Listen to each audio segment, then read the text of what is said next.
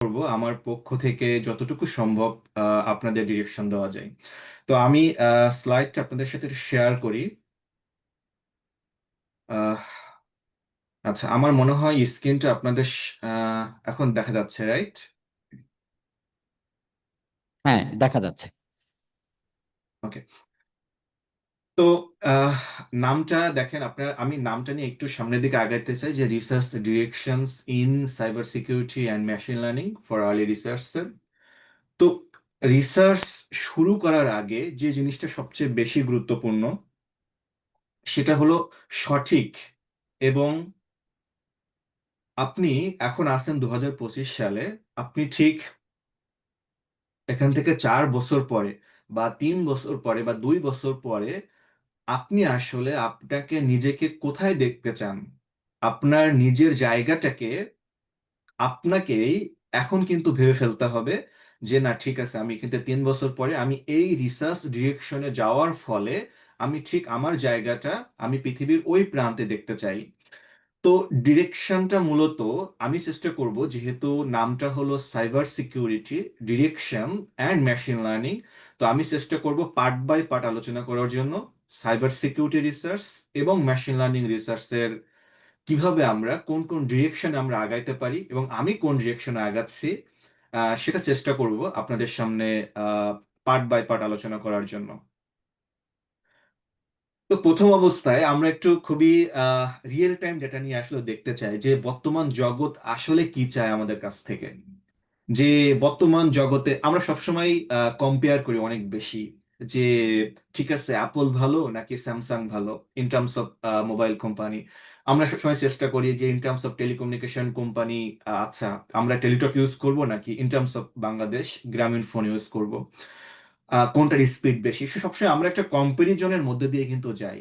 তো রিসার্চ ডিরেকশনটা হলো আপনি যখন একটা রিসার্চের ভেতরে চলে যাবেন, আই মিন একটা ডিরেকশন আপনি সেট করে ফেলবেন, তখন কিন্তু আপনাকেও ঠিক এখান থেকে 3 বছর পরে আপনার এই রিসার্চটা কোন জায়গায় যেতে পারে, ঠিক 3 বছর আগে আপনার এই রিসার্চটা কোন জায়গায় ছিল।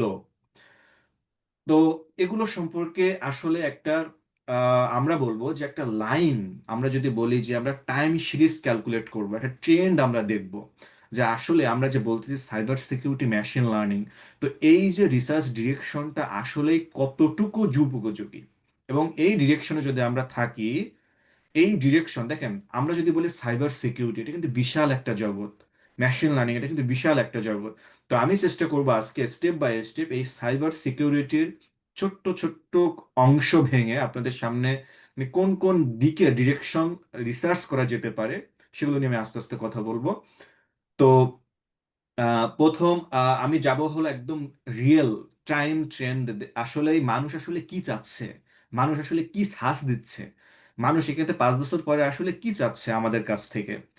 তো আমরা একটু দেখে আসি যে রিয়েল টাইম ট্রেন্ডটা আসলে কি। তো তার জন্য আমরা ছোট্ট একটা অ্যানালাইসিস দেখতে পারি এখান থেকে। যদি আপনারা দেখতে পাচ্ছেন আমার, আমি জাস্ট ব্রাউজ করছি এখান থেকে, দেখেন আপনারা দেখতে পাবেন গুগল ট্রেন্ড। তো গুগল ট্রেন্ড হলো মূলত আপনি বাংলাদেশ থেকে, এমবিস 2 থেকে, বা আমি অস্ট্রেলিয়া থেকে এখন আমি আসলে কোন জিনিসটা সার্চ দিচ্ছি।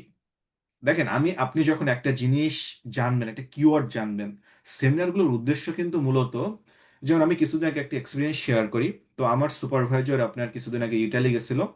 ইটালি থেকে আসার পরে আমাকে জাস্ট 3টা কিওয়ার্ড সে আমাকে দিছে, জাস্ট 3টা কিওয়ার্ড। তো সে আমাকে বলতেছে যে তানজির, আমি ওইখানে গেছিলাম এবং তোমার জন্য তোমার রিসার্চ রিলেটেড 3টা কিওয়ার্ড আমি পাইছি। এই 3টা কিওয়ার্ড যদি তুমি তোমার রিসার্চে যদি একটু ঘাটাঘাটি করে যদি তুমি কোনোভাবে এটার সাথে অ্যালাইন করতে পারো, সেটা মনে হয় অনেক বেশি ভালো হবে। তো সেমিনারগুলোতে আমরা যে জিনিসটা করি, ঠিক আমি যখন আপনাদের ওই সাইডে ছিলাম, তো আমি যে কাজটা করতাম, জিয়া স্যার বা অন্যান্য স্যাররা যখন কথা বলতেন, আমি চেষ্টা করতাম যে ওখান থেকে শুধুমাত্র কিওয়ার্ড গুলোকে নোট করার জন্য।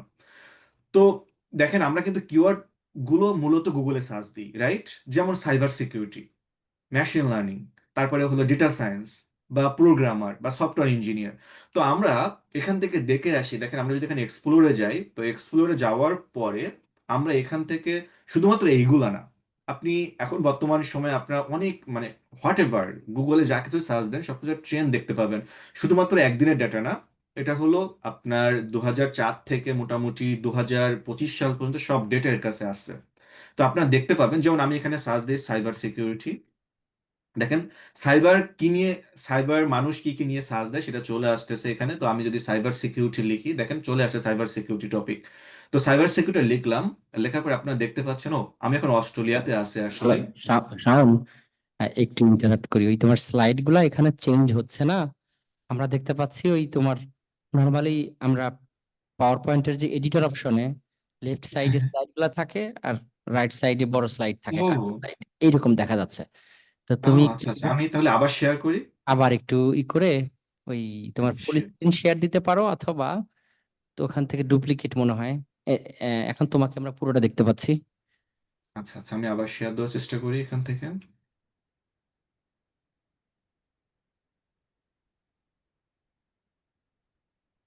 আই থিংক এখন দেখা যাচ্ছে। হ্যাঁ, এখন তোমার ওই আমরা দেখতে পাচ্ছি যে তুমি একটা সাইটে ইন করছো আর কি, trends.google, এটা দেখতে পাচ্ছি। হ্যাঁ, হ্যাঁ হ্যাঁ, গুগল.ট্রেন্ডস। তো আমি আবার আপনাদের আবার একটু আমি জাস্ট রিকল করতেছি যেহেতু দেখতে পাননি। তো এখান থেকে আমি জাস্ট এক্সপ্লোরে ক্লিক করলাম। এক্সপ্লোরে ক্লিক করার পরে জাস্ট আমি এখান থেকে একটু দেখতে চাই যে আসলে মানুষ যেটা বললাম যে কি আসলে সার্চ দিচ্ছে। তো আমি জাস্ট সাইবার সিকিউরিটি লিখলাম। তো দেখেন সাইবার সিকিউরিটি মানুষ কিন্তু সার্চ দেয়, এবং সাইবার সিকিউরিটি সার্চ দেওয়ার পরে দেখেন একটা কিন্তু ট্রেন্ড আমার কাছে চলে আসছে। তো আমি এখন দেখেন অস্ট্রেলিয়াতে আছি, তো আপনারা চাইলে ওয়ার্ল্ড ওয়াইড দেখতে পারেন, আপনারা চাইলে বাংলাদেশ দেখতে পারেন। তো আমি জাস্ট দেখলাম, আমি বললাম যে ঠিক আছে আমি লাস্ট 2004 সাল থেকে আমি দেখবো যে ট্রেন্ডটা আসলে কেমন। দেখেন, তো দেখেন ট্রেন্ড কিন্তু আস্তে আস্তে, দেখেন আমি কিন্তু এখন 2025 সালে আছি তাই না, দেখেন ট্রেন্ড কিন্তু আস্তে আস্তে বাড়তেছে। সাইবার সিকিউরিটি 2004 থেকে 10, 11, 12, ইভেন 16 সাল পর্যন্ত মানুষ কিন্তু এত বেশি সাইবার সিকিউরিটি রিসার্চ করা যায়, বা সাইবার সিকিউরিটি টপিক হইতে পারে, একটা জব ফিল্ড হইতে পারে। তো আমরা কিন্তু দেখেন 2016 সালের পর থেকে, বা আমরা বলতে পারি 2015 সালের পর থেকে আস্তে আস্তে এটা গ্রোয়িং শুরু হয়েছে। মানুষ এটা জানতে শুরু করতেছে, মানুষ এটা সার্চ দিয়ে শুরু করতেছে নেটওয়ার্কে। তো তারপর থেকে দেখেন এখন বর্তমান সময়ে, তো আমরা একটু কম্পেয়ার করে আসি। যে আপনারা বলতে পারেন যে ঠিক আছে আমি সাইবার সিকিউরিটি রিসার্চ কেন চুজ করব, এর তো অনেক বেশি ফিল্ড আছে। তো আমি এখন একটু দেখতে চাই ডেটা সায়েন্স। তো ডেটা সায়েন্স নিশ্চয়ই একটা গ্রোয়িং ফিল্ড, রাইট? তো দেখেন আমি জাস্ট ডেটা সায়েন্স চাইলে মানুষ কিন্তু ডেটা সায়েন্স তো সার্চ দেয়। তো ডেটা সায়েন্স আর সাইবার সিকিউরিটি যখন আমি কম্পেয়ার করতেছি, দেখেন ডেটা সায়েন্সের রেট কিন্তু বিগত প্রায় 21 বছর ধরে, দেখেন ডেটা সায়েন্স এক সময় খুব পিক ছিল, মানুষ খুব বেশি সার্চ দিত। এখনো কিন্তু ডেটা সায়েন্স দেখেন, সাইবার সিকিউরিটি কিন্তু দেখেন 2025 সালে এসে ঘটনাটা কি হয়েছে, সাইবার সিকিউরিটি কিন্তু বাড়তেছে আস্তে আস্তে। দেখেন আপনি যদি নীলটা দেখতে পারেন, নীলটা সাইবার সিকিউরিটি, এবং লালটা যেটা আমরা রেড যেটা দেখতে পাচ্ছি ডেটা সায়েন্স। ওকে। তো আমরা একটু খুব বড় একটা কোশ্চেন সবাই করে, আমি কয়েকদিন আগে রাজশাহী ইউনিভার্সিটি একটা সেমিনার নিয়েছি, আপনার বেশ কিছুদিন আগে, এক সপ্তাহ হয় নাই। তো ওইখানে কয়েকজন আমি কোশ্চেন করছে যে আচ্ছা বর্তমান সময়ে আসলে আমরা যে প্রোগ্রামিং করতেছি, তো এই প্রোগ্রামিং, আমরা যে প্রোগ্রামার হব বা সফটওয়্যার ইঞ্জিনিয়ার হব, দেখেন আমাদের কোডগুলো কিন্তু এখন এলএলএম করে দিচ্ছে, বা কো পাইলট জাস্ট একটা কমান্ড লিখলে করে দিচ্ছে। তো আমরা আসলে সফটওয়্যার ইঞ্জিনিয়ারদের জব আসলে ট্রেনটা কেমন হবে, বা ট্রেনটা কেমন ভাবে সামনের দিকে আগাচ্ছে।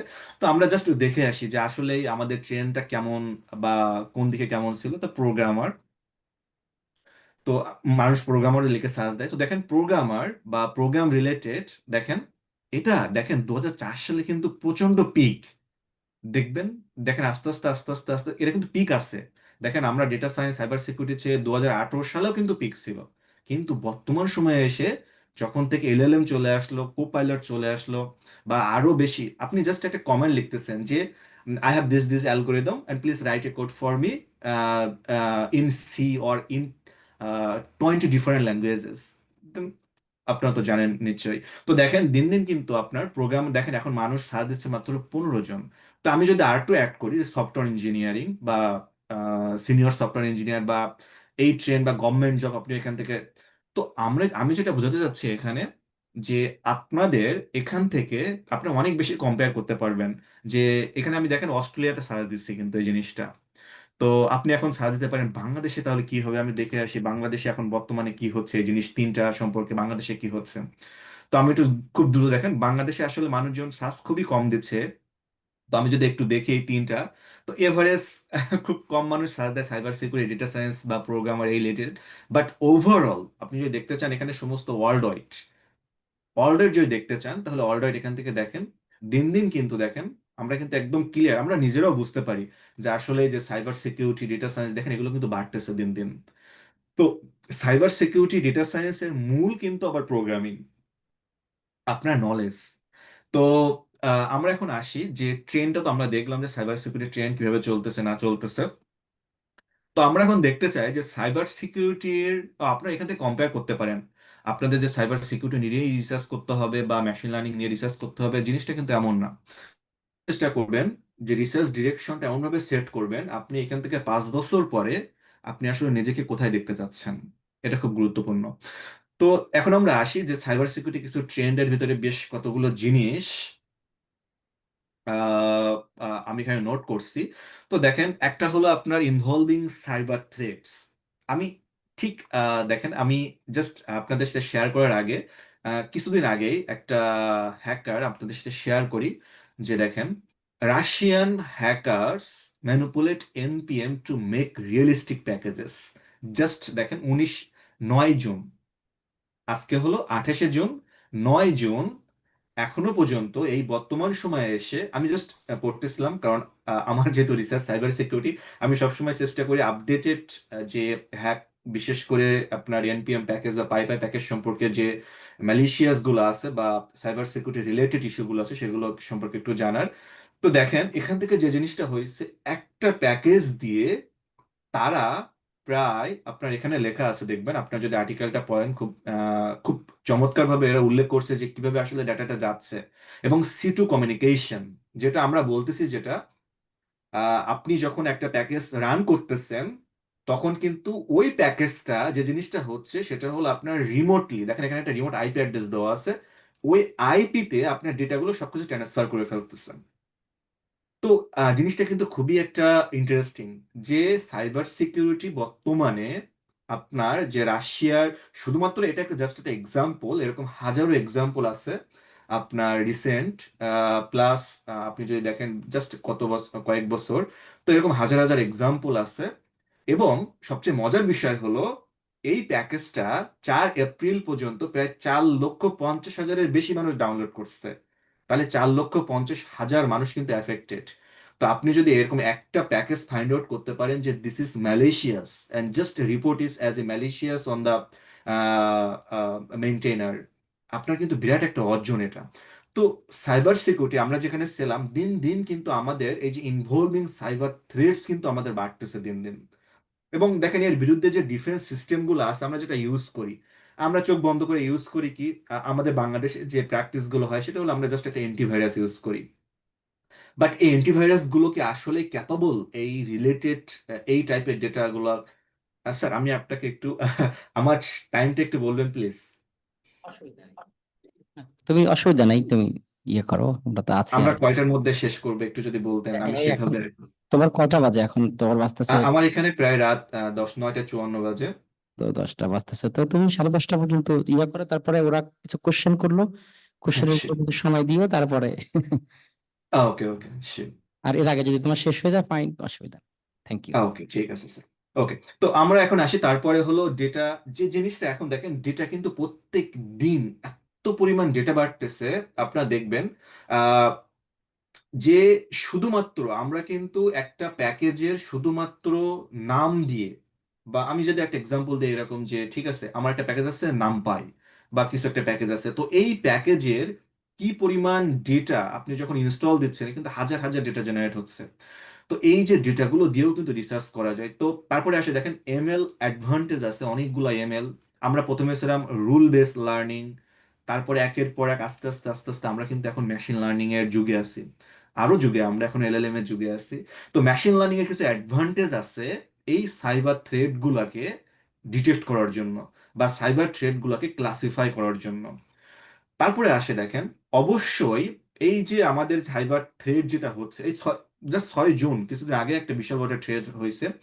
তারপরে আমরা যদি, নিশ্চয়ই এখন কিন্তু মেশিন লার্নিং নিয়ে অনেকগুলা কিন্তু অ্যান্টিভাইরাস অলরেডি চলে আসছে। সেগুলো পারতেছে না, তাহলে আমাদের অবশ্যই একটা সলিউশন ডিমান্ড করে, যে সলিউশনটা অবশ্যই ইনভলভিং থ্রেড গুলাকে ডিটেক্ট করতে পারে। তারপর দেখেন রিসার্চ অপরচুনিটি। তো যেহেতু দিন দিন আহ, দেখেন বর্তমান সময় আমরা একটা কথা সবসময় বলি, যে আপনি যেটা অনলাইন জগতে আপনি যেটা একবার, there is no control plus Z, মানে there is no undo here in online platform. তো এই বর্তমান জগতে সাইবার সিকিউরিটি জিনিসটা কিন্তু যেহেতু সবকিছু সাইবার রিলেটেড, দেখেন আপনি কি চিন্তা করবেন, সবকিছুই কিন্তু আমাদের এখন ডেটা প্লাস আমাদের সিকিউরিটি রিলেটেড চলে আসতেছে। তো এই রিসার্চ অপরচুনিটি কি কি আছে না আছে, ভাস্ট একটা রিসার্চ অপরচুনিটি আছে, সেগুলো আমি একটু আলোচনা করব। তো এখানে দেখেন একটা জিনিস দেখানো হয়েছে খুব ছোট্ট করে এখানে। তো সেই জিনিসটা হলো ম্যানুয়াল ডিফেন্স।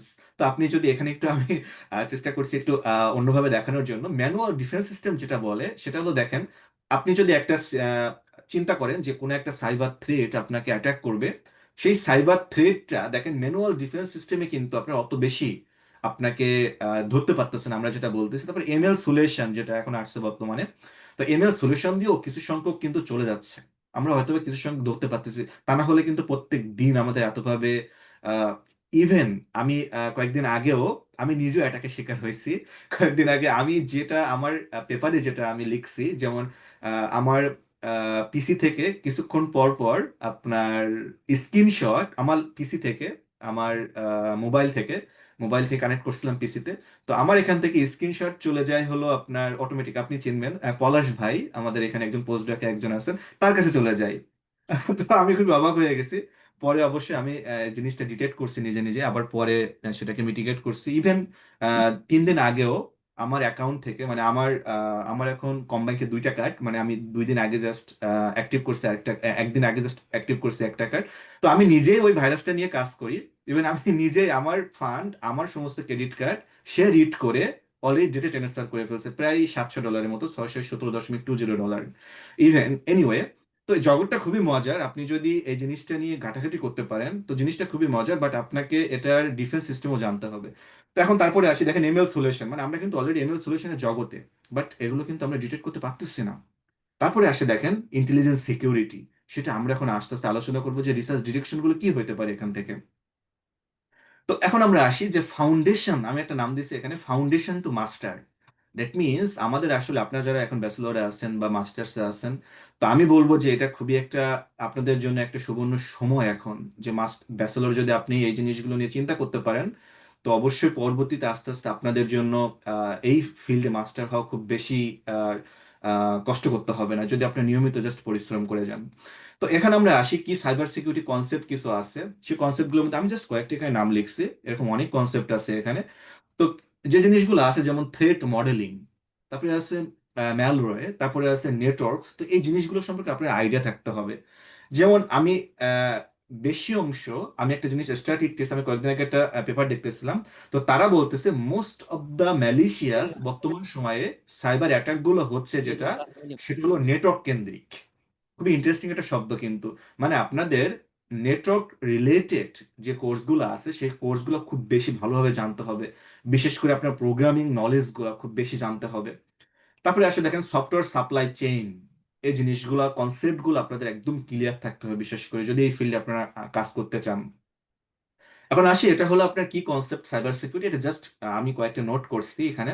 তারপরে কোর এমএল টেকনিক বলতে আমরা যেটা সবসময় সাজেস্ট করি সেটা হলো, যারা দেখেন সাইবার সিকিউরিটি যারা গায়ে আছেন, তারা কিন্তু, যারা সাইবার সিকিউরিটি রিসার্চার আছেন, তারা কিন্তু এমন না যে তারা কোনো একটা মডেল ডেভেলপ করে ফেলবে ফুল, তারা এমন না যে কোনো একটা এলএলএম তারা পুরো একদম স্কেচ থেকে ডেভেলপ করে ফেলবে।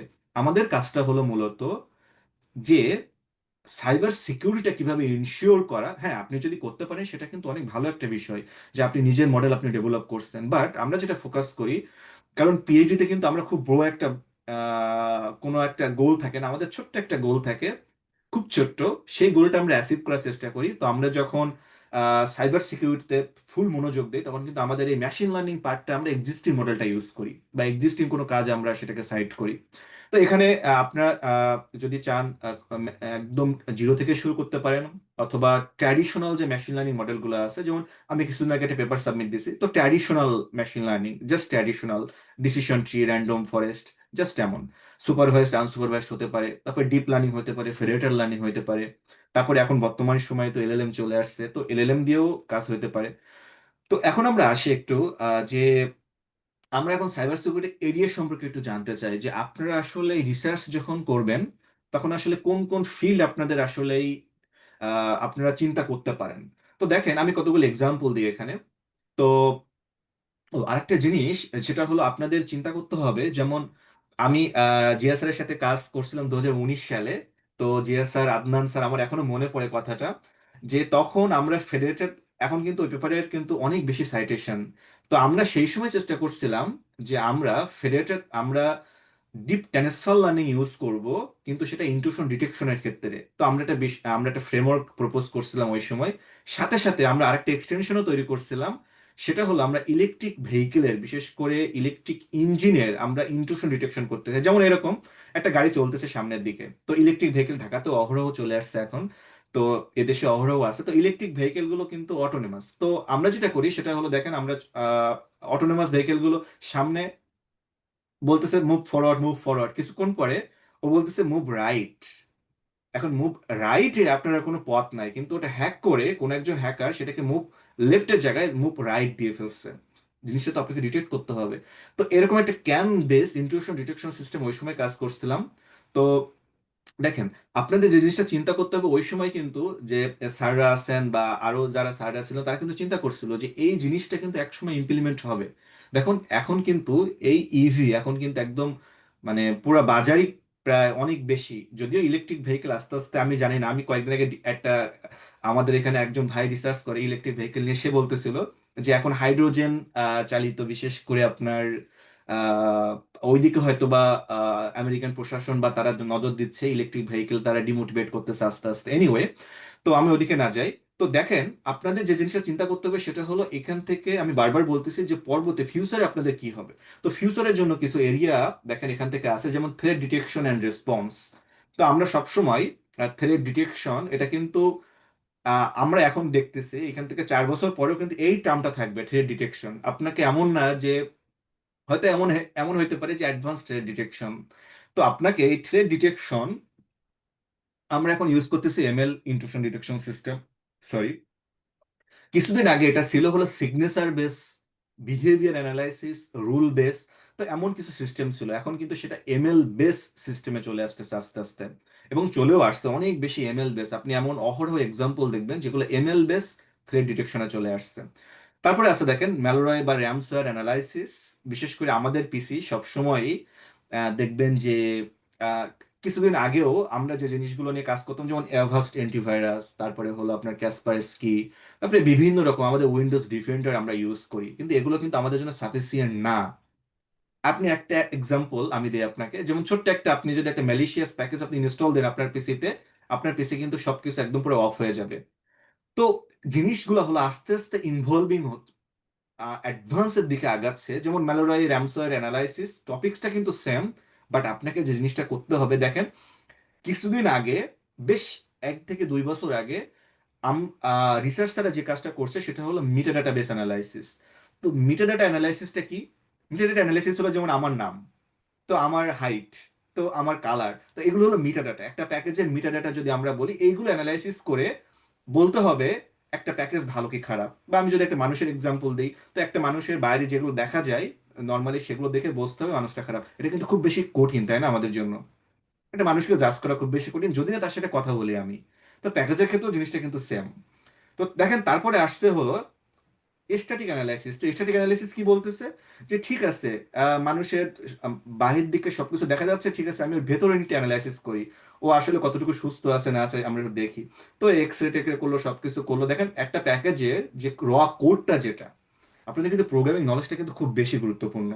বিশেষ করে আমরা যে আমি যে কথাগুলো বলতেছি এখানে কিন্তু সবকিছু কিন্তু আপনার কোড বেস, আপনাকে পাইথন বেস বা আপনার নোট জেএস হোয়াট এভার, আপনাকে জিনিসগুলো বুঝতে হবে। আসলে এখন বর্তমান সময়ে আমরা বলি কোড করার দরকার নেই, কিন্তু না, আমার যেটা সাজেশন থাকবে সেটা হলো কোড আপনাকে বুঝতে হবে আসলে জিনিসটা কি বোঝায়। তারপরে না আপনি এলএলএম করে দেবে, ঠিক আছে, সেটা পরের বিষয়। কিন্তু আপনি যদি ওই কোড না বুঝে কাজ করেন, এখানে 2 বছর পরে আপনার জায়গাটা কিন্তু এলএলএম নিয়ে নেবে। তো খুব সাবধানে জিনিসটা আমাদের করতে হবে। তো এখন দেখেন, আমরা ঠিক আছে স্ট্যাটিক অ্যানালাইসিস বললাম, ঠিক আছে আমরা কোড অ্যানালাইসিস করবো, ওকে পারফেক্ট। কিন্তু এখন বলতেছে না, কিছু কোড আছে যেগুলো আপনার ল্যাপটপে ইনস্টল হয়, ঠিক 5 মিনিট পরে সেগুলো আপনার ল্যাপটপে সে আবার নিজে নিজে আপনার কিছু একটা কোনো ফাংশন সে কল করতে পারে। কত ইন্টারেস্টিং বিষয়! মানে স্ট্যাটিক অ্যানালাইসিস মানে আপনার দেহের ভিতরে আপনি ইসিজি করতেছেন বা কিছু একটা করতেছেন, ওই ইসিজিটা করার সময় আপনার মেশিন ধরতে পারতেছে না, ঠিক 5 মিনিট পরে আপনি জোরে একটা নিঃশ্বাস নিচ্ছেন, তখন আপনার ফুসফুসে হয়তো বা কোনো একটা সমস্যা তৈরি হচ্ছে বা কিছু একটা। প্যাকেজের ক্ষেত্রেও সেম, কোনো একটা প্যাকেজ বা কোনো কিছুর ক্ষেত্রে। তো দেখেন, জিনিসটা কিন্তু আমরা ধরতে পারতেছি না। এখন আসছে হলো যে জিনিসটা, সেটা হলো ঠিক আছে, তাহলে মেটাডাটা অ্যানালাইসিস মানে মানুষের বহির যে এগুলো আছে এবং ভেতরে যেগুলো আছে ওইগুলো নিয়ে আমরা একটা কাজ করি, সেটাকে নাম বলতেছি আমরা হাইব্রিড অ্যানালাইসিস। সেটাও কিন্তু ধরতে পারতেছে না, কারণ কি? 5 মিনিট পরে যেটা হচ্ছে, যে অকারেন্সটা, সেটা কিন্তু ধরতে পারতেছে না। এখন বর্তমান সময়ে যেটা চলছে সেটা হলো ডাইনামিক অ্যানালাইসিস। ডাইনামিক অ্যানালাইসিস জিনিসটা কি? ডাইনামিক অ্যানালাইসিস জিনিসটা হলো, ঠিক আছে, আপনি যখন জোরে জোরে নিঃশ্বাস নিচ্ছেন মানে ইনস্টল টাইমে এবং রান টাইমে, মানে একটা প্রোগ্রাম আপনি যখন রান করতেছেন, ধরেন আপনি একটা সি প্রোগ্রাম রান করতেছেন, stdio.h, তো একটা হেডার ফাইল। সেই হেডার ফাইলটা আপনি যখন ইউজ করতেছেন তখন সে কোনো কিছু বলতেছে না, বলতেছে ইটস ওকে, তুমি ইউজ করো, তুমি ইনপুট আর আউটপুট, স্ট্যান্ডার্ড ইনপুট, আমি স্ট্যান্ডার্ড ইনপুট আর আউটপুট দেওয়ার জন্য খুবই পারদর্শী, তুমি আমাকে স্ট্যান্ডার্ড ইনপুট দাও, আমি আউটপুট দিয়ে দিব। কিন্তু কিছুক্ষণ পরে ও বলতেছে stdio.h, এটা ইউজ করার পরে 5 মিনিট পরে আপনি যখন ইউজ করতেছেন কিবোর্ড থেকে, ও অটোমেটিক্যালি কিবোর্ড থেকে কিছু আপনার যখন ওই যে আপনি পাসওয়ার্ড 16 ডিজিটের সংখ্যা চাপতেছেন বা মাস্টার কার্ডের চাপতেছেন, তখন ওর কাছে অলরেডি প্রোগ্রাম দেওয়া আছে, 16 ডিজিট যখন হবে তখন ওই ডাটাটা আমার কাছে পাস হয়ে যাবে, আমার মেমোরিতে চলে আসবে এপিআই কলের মাধ্যমে। তো দেখেন জিনিসগুলো কিন্তু এখন চলে আসছে ডাইনামিকে। এখন কিছুদিন পরে ডাইনামিকের পরে এখন আসতেছে, ঠিক আছে ডাইনামিক তো হইলো, তো আমরা এখন এলএলএম বেস করার চেষ্টা করি, যে এলএলএম সিকিউরিটি, মানে একদম পুরো ডিটেলস আমি আসতেছি আস্তে আস্তে। তো এখন দেখেন তারপরে আসছে সফটওয়্যার সাপ্লাই চেন, এটা আরেকটা ফিল্ড আপনাদের জন্য। তো সফটওয়্যার সাপ্লাই চেন সিকিউরিটিটা কি? সফটওয়্যার সাপ্লাই চেন সিকিউরিটিটা হলো জিনিসটা খুবই ইন্টারেস্টিং। দেখেন, আমরা একটা এনভায়রনমেন্ট চিন্তা করি, জাস্ট ছোট্ট একটা এনভায়রনমেন্ট চিন্তা করি, যেমন এমবিএসটিউ। তো এমবিএসটিউ এর দেখেন প্রত্যেকটা অর্গান, আমরা যেটা বলতে প্রত্যেকটা অর্গানাইজেশন এর ভিতরে ছোট ছোট ছোট ছোট অনেকগুলো ইউনিট আছে। তো এই ইউনিট গুলার কোন একটা ইউনিট যদি ফাংশন না করে, তাহলে কিন্তু পুরো এমবিএস আমাদের যে ইনফ্রাস্ট্রাকচার আছে, বড় ইনফ্রাস্ট্রাকচার, সেটা কিন্তু আপনার যেটা সিকিউরিটি প্রবলেমে পড়বে। যেমন আমি বলি যে প্রত্যেকটা আমরা যারা হলে থাকি প্রত্যেকে আমরা কিন্তু নেট ইউজ করতেছি। কোনো একজন এই ইনফ্রাস্ট্রাকচারের মধ্যে কেউ একজন একটা ম্যালিশিয়াস প্যাকেজ দিয়ে দিয়েছে, যে প্যাকেজটা পুরা আমাদের নেটওয়ার্কটা অফ করে দিতে পারে। আছে কিন্তু এমন প্যাকেজ। তো এই যে সফটওয়্যার সাপ্লাই চেইন বলতেছি আমরা, পুরো একটা সাপ্লাই চেইন। দেখেন, এমবিএসটিউ, এমবিএসটিউ এর পর থেকে তারপরে আছে দেখেন ইউনিভার্সিটি গুলা কানেক্টেড, মনে হয় একটা পুরো সিস্টেম কিন্তু এটা দিয়ে অ্যাটাক হতে পারে। তো এই যে সফটওয়্যার সাপ্লাই চেইন সিকিউরিটি আমরা কিভাবে দিব, আমরা এই সফটওয়্যার সাপ্লাই চেইনের ছোট্ট ছোট্ট অংশ নিয়ে কিভাবে কাজ করব, সেটা একটা কিন্তু রিসার্চ ডিরেকশন এখান থেকে। তো এখানে হইতে পারে যেমন ডিপেন্ডেন্সি কনফিউশন, বিশেষ করে তারপরে টাইপো স্কোয়াটিং। তো এরকম বিভিন্ন রকম রিস্ক কিন্তু এখন বর্তমানে আসছে। তো সেগুলো নিয়ে আমরা চাইলে অ্যানালাইসিস করতে পারি।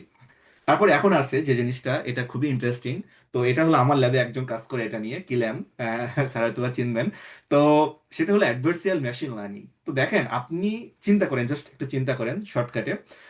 আপনি একটা, ঠিক আছে, আপনি একটা সাইবার সিকিউরিটি মডেল ডেভেলপ করলেন, এমএল মডেল ডেভেলপ করলেন, ধরেন যে আপনি ডিসিশন ট্রি দিয়ে একটা মডেল ডেভেলপ করলেন বা র্যান্ডম ফরেস্ট দিয়ে একটা মডেল ডেভেলপ করলেন। কিছুক্ষণ পরে ওই মডেলটা, আপনি চিন্তা করেন, এখন কিন্তু আমাদের আর এই যে সাইবার সিকিউরিটি যেটা, সেই সিকিউরিটিটা আমরা ইনশিওর করতেছি এমএল দিয়ে, মেশিন লার্নিং মডেল দিয়ে। এখন মেশিন লার্নিং মডেলে যদি কেউ অ্যাটাক করে, তাহলে জিনিসটা কি হবে দেখেন। মানে মানুষ কিভাবে চিন্তা করতেছে দেখেন, কতটা ফরওয়ার্ড মানুষ চিন্তা করতেছে। তো অ্যাটাক যদি হয় মেশিন লার্নিং সিস্টেমেই, তাহলে আমরা কিভাবে সেটাকে ডিটেক্ট করব? জিনিসটা কিন্তু খুবই ইন্টারেস্টিং একটা বিষয়, যে আমরা মেশিন লার্নিং যে মডেলটা আছে ওই মডেলের সিকিউরিটি নিয়ে আমরা কাজ করতে পারি কিনা। এটা কিন্তু খুবই একটা গুরুত্বপূর্ণ, মানে অনেকে দেখছি এই ফিল্ডে কাজ করে, আমার ল্যাবেও কাজ হয় এটা নিয়ে। তো এটা কিন্তু যে কোনো মডেল হতে পারে, ডিসিশন ট্রি হতে মানে ট্র্যাডিশনাল হতে পারে, ডিপ লার্নিং হতে পারে সেটা ফেডারেটাল লার্নিং হতে পারে, সেটা হতে পারে ডিসেন্ট্রালাইজ ফেডারেটাল লার্নিং হতে পারে। তো এখন আসছে আরো বেশি যে যে টেকনিক গুলো আসছে সেগুলো নিয়েও কাজ হইতে পারে।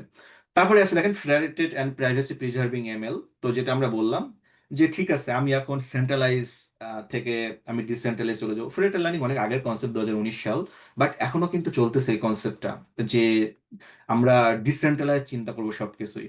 তো যেমন আমি একটা ডাটা নিয়ে কাজ করবো, আপনি একটা ডাটা নিয়ে কাজ করবেন। তো সিকিউরিটি, সাইবার সিকিউরিটি, বিশেষ করে সিকিউরিটি ডেটাগুলোকে আমরা ফেডারেটেড করতে পারি কিনা। তো অনেক পেপারও আছে রিলেটেড অলরেডি।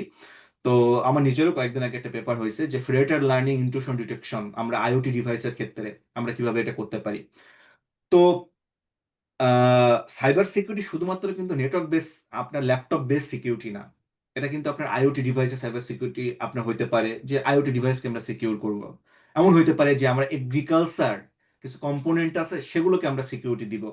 তো এমন হইতে পারে দেখেন আপনার ওখানে অনেকগুলো লাইট জ্বলতেছে এখন, এসি চলতেছে এখন।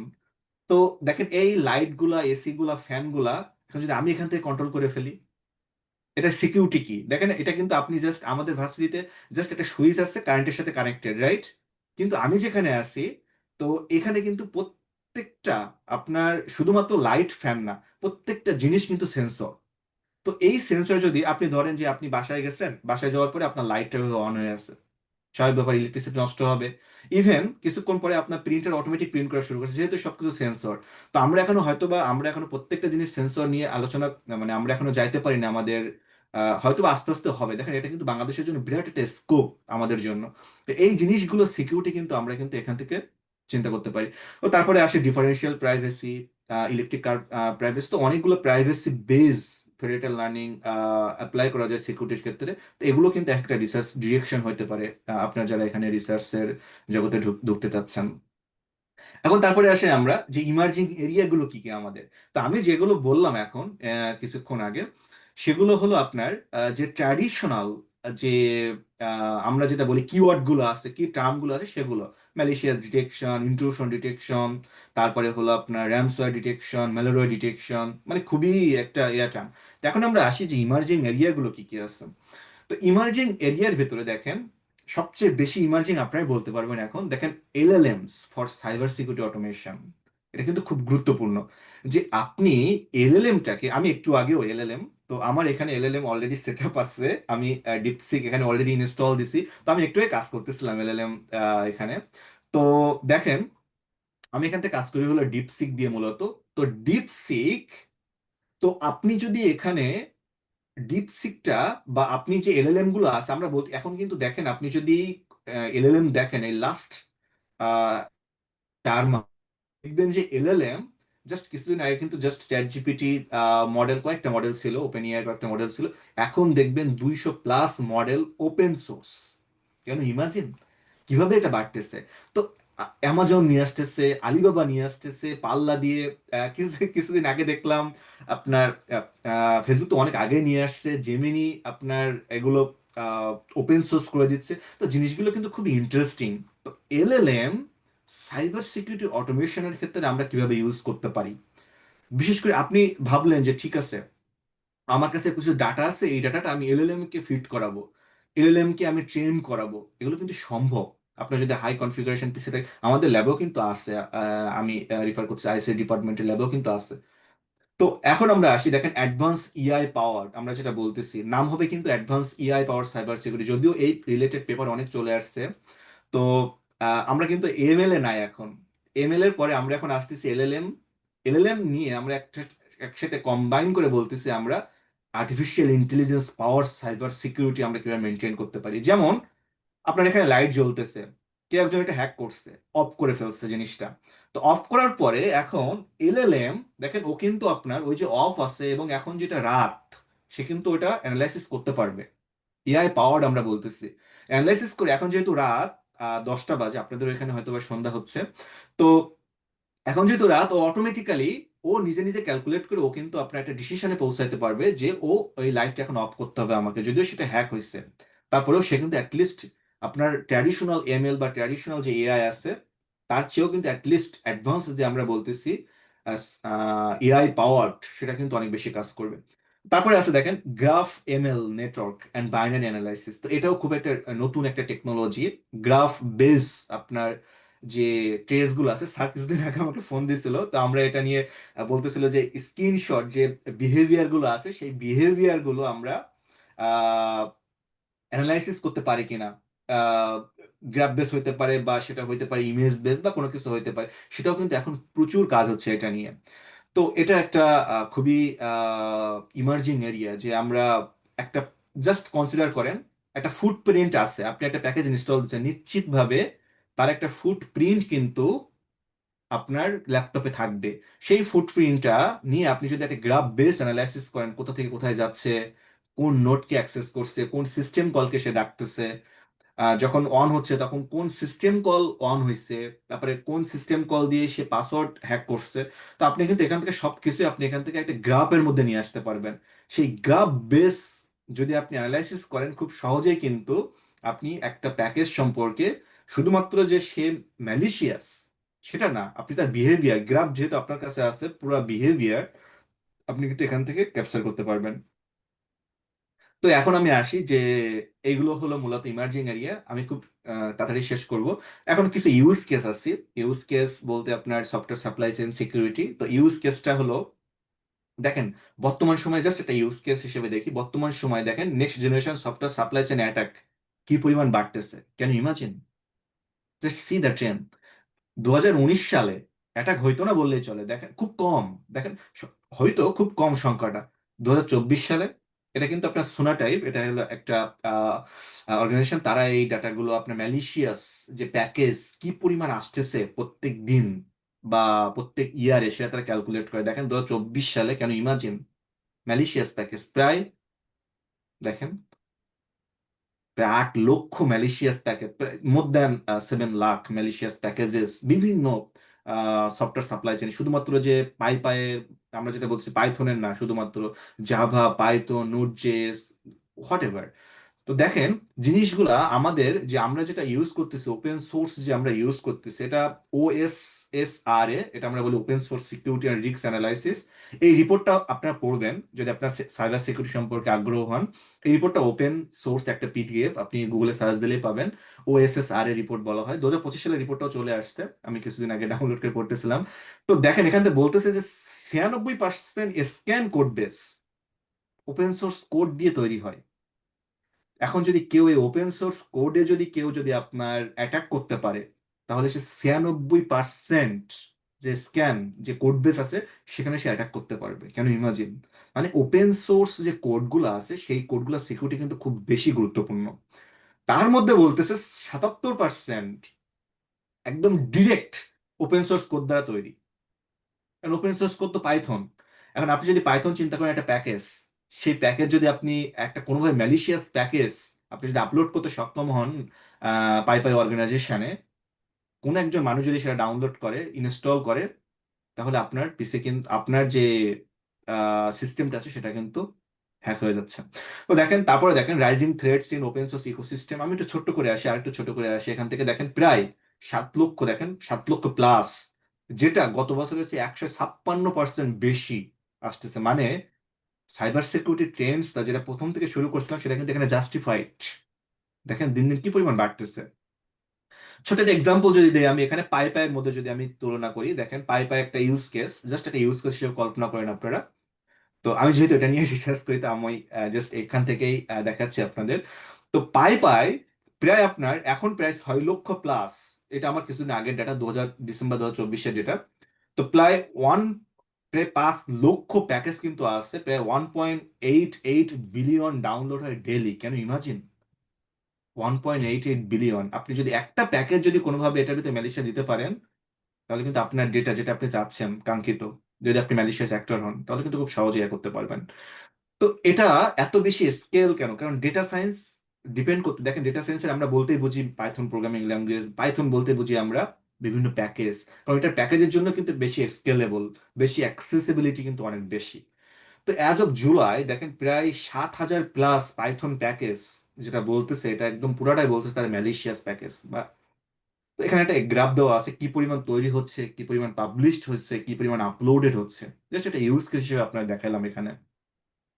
তো কিছু অ্যাটাক সিনারিও আছে, যেমন ডাটা এক্সফিল্টারেশনস, কিছু অ্যাটাক সিনারিও আছে। তারপরে দেখেন ক্রেডেনশিয়াল থ্রেফট, তারপর type squatting, dynamic payload generation, এটা খুব গুরুত্বপূর্ণ। আপনি এটা নিয়ে কাজ করতে পারেন, এটা নিয়ে কিন্তু একটা রিসার্চ হতে পারে যে ডাইনামিক পেলোড জেনারেশন গুলো আমি আসলে কিভাবে ডিটেক্ট করব। এই যে ডাইনামিক পেলোড কখন আসলে ডাইনামিক কালি জেনারেট হচ্ছে জিনিসটা। দেখেন আপনি একটা প্যাকেজ ইনস্টল দিচ্ছেন বা কোনো একটা, ধরেন একটা সফটওয়্যার আপনি ইনস্টল দিচ্ছেন, ধরেন সি প্রোগ্রামিং আপনি বা জাভা প্রোগ্রামিং কোনো একটা ইম্পোর্ট করতেছেন, জাভার কোনো একটা প্যাকেজ।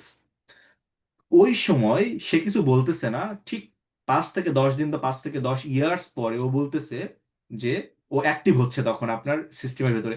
যেমন আমাদের শরীরে বিভিন্ন রকম ইনজেকশন দেয় না, যে অ্যান্টিভাইরাস গুলো আমাদের শরীরে, যে করোনা না হওয়ার জন্য আমরা যেটা দিছি, বা বিভিন্ন রকম দেখবেন আমরা ইনজেকশন দিই অনেক সময়। তো সেগুলো কিন্তু মানে সাথে সাথে কিন্তু আপনার অ্যাটাক, যে আপনি একটা রোগে আক্রান্ত, ঠিক সেই সময় কিন্তু সে ট্রিগার হবে, বা একটা নির্দিষ্ট বয়সে কিন্তু সে ট্রিগার হবে, বা এই বয়সের পরে যদি সে এই ভাইরাস যদি আপনার শরীরে অ্যাটাক হয় তখন সে ট্রিগার হবে। তো ডাইনামিক পেলোড জেনারেশন আমরা বলতেছি ঠিক একটা সময় ট্রিগার হচ্ছে। তো আপনি যদি এটা নিয়ে চিন্তা করেন যে জাভার প্রোগ্রামিং এর মধ্যে আমি এমন কিছু ফাংশন, জাভার ম্যালিশিয়াস যে কোড, ইম্পোর্ট যে প্যাকেজগুলো আছে, সেগুলোর মধ্যে আমি ডাইনামিক পেলোড যেগুলো আছে সেগুলো আমি ডিটেক্ট করবো এলএলএম দিয়ে, বা আমি মেশিন লার্নিং দিয়ে ডিটেক্ট করবো, বা গ্রাফ বেস ডিটেক্ট করবো। এটা কিন্তু বিশাল একটা রিসার্চ। তো তারপরে দেখেন remote code execution. Remote code আমি আমার এখানে বসে আপনার কোড আমি এক্সিকিউশন করবো, বা আমার, আপনি ইনস্টল দিবেন, আপনার সবকিছু আমার এখান থেকে কন্ট্রোল করা যাবে। এটা কিন্তু সম্ভব, এটা নিয়েও কিন্তু রিসার্চ করা যেতে পারে। দেখেন মাল্টিফেস অ্যাটাক, এটা আরো একটা খুবই ইন্টারেস্টিং। মাল্টিফেস অ্যাটাক বলতে কি, এখন আপনার অ্যাটাক হয়েছে, কিছুক্ষণ পরে বলতেছে যে আপনি সেটা সলভ করছেন, ওকে পারফেক্ট, এটা এখন সলভ, আমি ইনস্টল দিচ্ছি, ঠিক আছে। মানে আপনি চিন্তা করেন যে একটা প্যাকেজ নাম পায়, আপনি তো ইনস্টল দিচ্ছেন অহরহ আপনারা সবাই, রাইট? ম্যাটপ্লটলিব ইনস্টল দিচ্ছেন। তো ম্যাটপ্লটলিব কিছুক্ষণ পরে বলতেছে আমার কিছু ডাটা দরকার। দেখেন আমেরিকানরা কিভাবে জিনিসগুলো ইয়া করবে। তো পেইজার অ্যাটাক আপনার নাম শুনছেন হয়তো বা। তো এরকম অনেকগুলো অসংখ্য এক্সাম্পল আছে, সেই এক্সাম্পলগুলো আমি একটু রিলেট করে বলতে চাই। যেমন এরকম যে ঠিক আছে, ম্যাথপ্লটলিব একটা সময় ভাবলো যে যেহেতু এত বেশি ডাউনলোড হচ্ছে, আমি একটা কোনো একটা অর্গানাইজেশনে চুক্তি করে আমি মানুষের মধ্যে একটা আপডেট দিব, সেই আপডেটটার ভিতরে আমি একটা ছোট্ট একটা বাগ রাখবো, যে বাগ দিয়ে মানুষের সমস্ত পার্সোনাল ইনফরমেশন আমার কাছে চলে আসবে। দেখেন মাল্টিফেস, একটা ফেসে সে কিছুই বলেনি, দ্বিতীয় ফেজে সে বলতেছে আমার, আপনি ম্যাথপ্লটলিবে বিশ্বাস করেন, আপনি কখনোই, নেভার এভার আপনি কখনো ওটাকে চেক করতে যাবেন না, সেটা স্বাভাবিক ব্যাপারে আপনি আপডেট ভার্সনটা ইউজ করবেন। তো অনেক সময় এমন বলে কিছু কিছু সফটওয়্যার দেখবেন যে এই ভার্সনটা এই ভার্সনের সাথে কম্পাটেবল না, আপনাকে এই ভার্সনটা দিতে হবে। ও সাজেস্ট করবে, দেখবেন আপনাকে, আপনার অহরহ দেখছেন ডেটা সায়েন্স নিয়ে বা ছোট্ট একটা মেশিন লার্নিং অ্যাপ্লাই মানে মডেল চালানোর ক্ষেত্রে, যে নাম পাই এই ভার্সন 2.3 এই ভার্সনের সাথে কম্পাটেবল না, আপনাকে নাম পাই 4.2 নিতে হবে, জাস্ট এন এক্সাম্পল। আপনি কিন্তু জাস্ট কি করেন, নাম পাই ওই উপরের লাইনটা কপি করে নিচে পেস্ট করে দেন, আপনি চিন্তাও করেন না যে এটার সিকিউরিটি কি হতে পারে, বা আপনার ল্যাপটপের আসলে কি হচ্ছে, কম্প্রোমাইজ সিকিউরিটি হচ্ছে কিনা। তো এই জিনিসগুলো খুবই ইন্টারেস্টিং কিন্তু। যেমন এখানে একটা এক্সাম্পল দেওয়া আছে, যেমন দেখেন জ্যাবো 0.0.1, আমি এটা নিজেই আমি এটাকে শিকার হয়েছি কিছুদিন আগে। তো এটা হলো যে কাজটা করে, কারণ আমাকে আমার এখানে বিহেভিয়ার গুলো ক্যাপচার করতে হচ্ছে এখন। তো জিনিসগুলো দেখেন কতটা ইন্টারেস্টিং। তো ম্যালিশিয়াস অ্যাক্টর আপলোড করতেছে ডেটা, পাই পাই ওর কাছে অনেকগুলো, সে রেজিস্টার করতেছে, তারপরে আপনি ডাউনলোড করতেছেন, ডাউনলোড করে যে এক্সিকিউট করতেছেন, কিছুদিন পরে, কিছুক্ষণ পরে, বা 1 বছর পরে সেটা কিন্তু আপনার ল্যাপটপের সব ডেটা কিন্তু আপনি নিয়ে নিচ্ছেন, আপনি নিজেও জানেন না। বর্তমান সময়ে সিকিউরিটি আসলে খুব বেশি গুরুত্বপূর্ণ আমাদের। তো দেখেন এটা একটা এক্সাম্পল দিলাম, জাস্ট অ্যান ইউজ কেস। তো আমরা সামনের দিকে আসি একটু। আহ এখন শুরু করতে হবে, যেহেতু আমারও টাইম চলে আসছে, তো এখন হলো আপনাদের শুরু করতে হবে। তো অনেকগুলো তো রিসার্চ নিয়ে আমি আলোচনা করলাম, ছোট ছোট ছোট ছোট পার্ট নিয়ে আলোচনা করলাম। তো আমার যে প্রথম যেটা আপনাদের প্রতি, আপনার যেহেতু আমার জুনিয়র, তো আমি যে জিনিসটা বলবো আপনাদের, আপনি যদি একটা শব্দ শেখেন, তো আপনি আপনার ব্যাচমেট সবার সাথে শেয়ার করবেন, আপনার যারা কোলাবোরেশন যারা আছে তাদের সাথে শেয়ার করবেন। আপনি যত বেশি নলেজ শেয়ার করবেন, দেখবেন আপনার ভেতরে নলেজ, আপনি নলেজেবল হওয়ার আগ্রহ আপনার ভেতরে তত বেশি হবে। যে আমি তো অলরেডি আমার ভেতরে যা ছিল আমি শেয়ার করে ফেলছি, তাহলে আমাকে আরো বেশি নলেজেবল হইতে হবে তাদের সাথে আরো বেশি শেয়ার করার জন্য, রাইট? তো দেখবেন আপনি যে জিনিসটা করবেন সেটা হলো অনেক বেশি যে বিশেষ করে নতুন নতুন টেকনোলজি, নতুন রিসার্চ ডিরেকশনস কোনো কিছু পাইলে আপনি সাথে সাথে শেয়ার করবেন বা সাথে সাথে এক্সিকিউট করার চেষ্টা করবেন। তো এখান থেকে কি কি কাজ করতে পারেন আপনি অ্যাজ এ রিসার্চার হিসেবে? তো দেখেন, সময় প্রিফার করি বা আমার যারা স্যার আছেন তারা সবসময় প্রিফার করতে একটা জিনিস, সেটা হলো যত বেশি পেপার পড়া যায়। যেমন এখানে আমি কিছু কিছু টপ কনফারেন্স, টপ ভেন্যুর এখানে কিছু আইডিয়া দিই, যেমন আইট্রিপলি security and privacy, আইট্রিপলি transaction on information forensics and security, তারপরে এনডিএসএস, সিসিএস, এগুলো সব কনফারেন্স, টপ টপ কনফারেন্স, এ স্টার কনফারেন্স। ও ও এ আপনার কনফারেন্স যদি পেতে চান, যে তথ্য আপনার পাবেন, তাহলে জাস্ট আপনার লিখবেন, যেমন আমি এখানে লিখছি, আমি যদি যাই, যেমন এই যে এমন একটা ওয়েবসাইট আছে যেটা কোর, এটা অস্ট্রেলিয়ান একটা ইয়া। তো এখানে মোটামুটি আপনি ভালো ভালো যে কনফারেন্স আছে, এখানে সব মোটামুটি আপনি আহ, ইয়া পাবেন। তো আপনি জাস্ট যদি এখানে লেখেন, আপনার কোর বলে লিখে সার্চ দিলে হবে, portal.core.edu.au। তো আপনি যদি এখানে লেখেন সাইবার সিকিউরিটি রিলেটেড কনফারেন্স আপনি বের করতে চাচ্ছেন, এটা কি নাকি আমরা, আপনার হয়তো বা জানবেন যে জার্নালে কিন্তু বিভিন্ন র্যাঙ্কিং থাকে, যেমন Q1, D1, এখন আসছে আবার D1, Q1, Q2, Q3, তো Q4, এরকম অনেকগুলো জার্নাল আছে, অনেকগুলো ক্লাসিফিকেশন নাই জার্নালের। তো আবার কিছু কিছু জার্নাল আছে, কিছু কিছু কনফারেন্স আছে কিন্তু জার্নালের চেয়ে আবার ভালো, বা কিছু কিছু আপনার জার্নাল আছে যেগুলো খুব বেশি কম্পিটিটিভ। যেমন আমি যদি জাস্ট এখানে সিকিউরিটি লিখে লিখি, SECURITY সিকিউরিটি, দেখেন আপনার কিছু সিকিউরিটি দেখেন এই চলে আসছে অলরেডি। তো সিকিউরিটি কিছু কনফারেন্স পাচ্ছেন, আমি দেখেন এখানে যদি র্যাঙ্ক করি, দেখেন র্যাঙ্ক প্রথমটা কিন্তু A স্টার। A স্টার মানেটা হলো, এটা হয়তো আপনারা জানেন, আমি আর ব্যাখ্যা করলাম না। দেখেন CCS, conference on competition and communication society, তারপরে দেখেন আছে ইউনিক্স, তারপরে দেখেন আইট্রিপল। তো আপনারা যেটা করবেন, এই যে টপ ভেন্যু, কখনো আপনি প্রথম ফার্স্ট পেপার হিসেবে বা বেস্ট পেপার হিসেবে যেটা ধরবেন আপনি, সেটা হবে সবসময় টপ ভ্যালুর জার্নাল, একেবারে টপ, আপনি যাই ধরেন না কেন। তো আমি সাজেস্ট করবো আপনাদের, বিশেষ করে আপনার টপ জার্নাল, যেমন আমি বললাম IEEE, SNP, security and privacy, IEEE TIFS, transaction, এগুলো দুইটা, আরো আছে অনেক, অহরহ আছে। তো আপনার চেষ্টা করবেন অ্যাটলিস্ট টপ ভেনু জার্নালের, টপ ভেনুর বা কনফারেন্সেস বা জার্নালের ভালো ভালো কিছু রিসার্চ সম্পর্কে আইডিয়া নেওয়ার, ভালো ভালো পড়ার, যে এখন বর্তমানে কি চলতেছে আসলেই। যেমন ইউনিক্সে আপনি যদি যান, এখান থেকে আপনি সহজে জানতে পারবেন যে ইউনিক্সে আপনি দেখেন এখানে ওয়েবসাইট দেওয়া আছে, কিন্তু ওয়েবসাইটে আপনি এখানে সহজে জানতে পারবেন। ওই ওয়েবসাইটে যাওয়ার পরে আপনি সব পেপার আপনি এখান থেকে দেখতে পারবেন। তো এটা একটা গেল। তারপরে আসি আরেকটা জিনিস, সেটা হলো কোলাবোরেশন, এটা বিকল্প নাই। আহ জিয়াসব জাস্ট কয়েকদিন আগে বলতেছিল যে কোলাবোরেশন না হলে আসলে রিসার্চে, দেখেন আমি কতটুকু রিসার্চ করতে পারবো অ্যাজ এ PhD স্টুডেন্ট, আমার কিন্তু সীমাবদ্ধতা আছে এখানে, আমাকে অনেক কিছু মেনটেন করতে হবে, সবকিছু নিয়ে PhD। তো কোলাবোরেশন জিনিসটা কিন্তু খুবই ইম্পর্টেন্ট। তো আপনারা চেষ্টা করবেন, যারা যারা সিমিলার ফিল্ডে আছে, শুধুমাত্র আমাদের ভার্সিটি না, আমাদের ডিপার্টমেন্ট না, CSE ডিপার্টমেন্ট আছে, অন্য অন্য ভার্সিটির অন্য অনেক ডিপার্টমেন্ট আছে, তো আপনারা চেষ্টা করবেন কোলাবোরেশন হ্যান্ডটা যেন অনেক বেশি হয়। যত বেশি কোলাবোরেশন হ্যান্ডটা আপনার বেশি হবে, তত বেশি আপনার রিসার্চের ফ্লারিশ হওয়ার, আপনার ক্যারিয়ার ফ্লারিশ হওয়ার তত বেশি সম্ভাবনা থাকে। এটা খুব একটা গুরুত্বপূর্ণ একটা রিসার্চের একটা ধাপ। তারপরে আছে যেটা, সেটা হলো আমি যেটা সবসময় প্রিফার করি আমার নিজের, সেটা হলো সব সময় চেষ্টা করবেন ওপেন সোর্স কমিউনিটি কিছু দেওয়ার। আপনি যেটা শিখলেন সেটা ওপেন করে দেওয়ার, যে মানুষ সেটা শিখুক, মানুষ সেটা অ্যাটলিস্ট শিখে সেটা রেপ্লিকেট করার চেষ্টা করুক। আমি যে কাজটা করি সবসময় আমি চেষ্টা করি ওপেন করে দেওয়ার। যেমন আমি পেপার করছি, কিছুদিন পরে আমি সেটা পাবলিক করে দিচ্ছি আমার সোর্সের সাথে আলোচনা করার পর, যে না, এটা দেখা উচিত, সবাইকে জানা উচিত অ্যাটলিস্ট এই ফিল্ডটা সম্পর্কে। তো আপনারা যেটা করবেন সেটা হলো অনেক বেশি ওপেন কন্ট্রিবিউট করার চেষ্টা করবেন, বিশেষ করে ডেটা সেট বা বিভিন্ন টুল। আর লাস্টে যেটা আছে সেটা হলো আপনার বুঝতে পারতেছেন, যে যত দ্রুত সম্ভব আপনার একটা আইডিয়া যত দ্রুত সম্ভব পাবলিশ করে দেওয়া। কারণ আপনার আইডিয়া, এটা কিন্তু রিসার্চ জগতের খুব গুরুত্বপূর্ণ একটা জিনিস, যে আপনার একটা আইডিয়া আছে, এই আইডিয়াটা এখন কিন্তু আর্কাইভ নামে একটা অপশন আছে, আপনারা জানেন, প্রিপ্রিন্ট আর্কাইভ। তো আপনার আইডিয়াটা জাস্ট একটা ফর্মুলেট, আপনার আইডিয়াটা জাস্ট ডেভেলপ করে সেটা সবার সাথে শেয়ার করে দেওয়া। তাহলে কি আপনার আইডিয়াটা কিন্তু আপনার আইডিয়ায় থেকে গেল, এটা কিন্তু অন কাইন্ড অফ পাবলিকেশন। আপনার এই আইডিয়া কিন্তু অন্য কেউ আর, আপনি শেয়ার করতে পারেন নির্দ্বিধায়।